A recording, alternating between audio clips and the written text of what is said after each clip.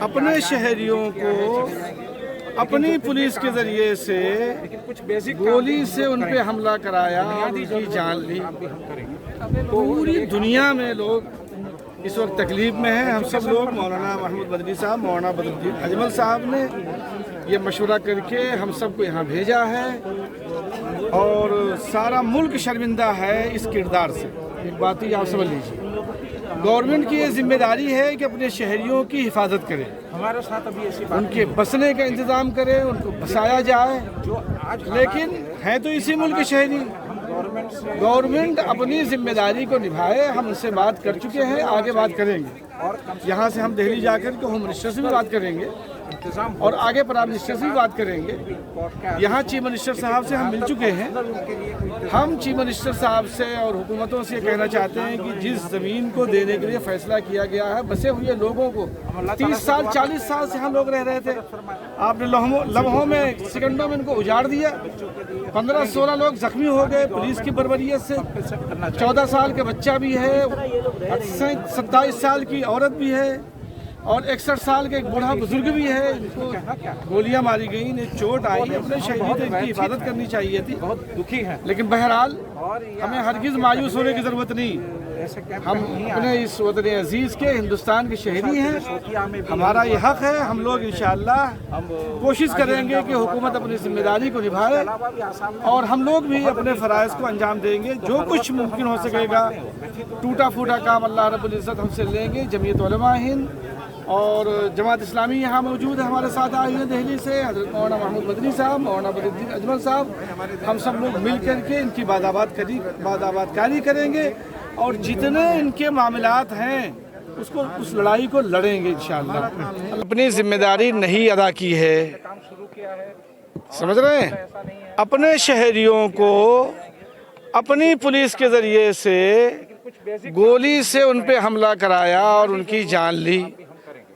पूरी दुनिया में लोग इस वक्त तकलीफ में हैं। हम सब लोग मौलाना महमूद मदनी साहब, मौलाना बदरुद्दीन अजमल साहब ने ये मशवरा करके हम सबको यहाँ भेजा है और सारा मुल्क शर्मिंदा है इस किरदार से।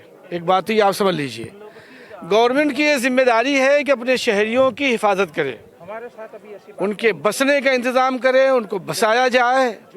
लेकिन हैं तो इसी मुल्क के शहरी।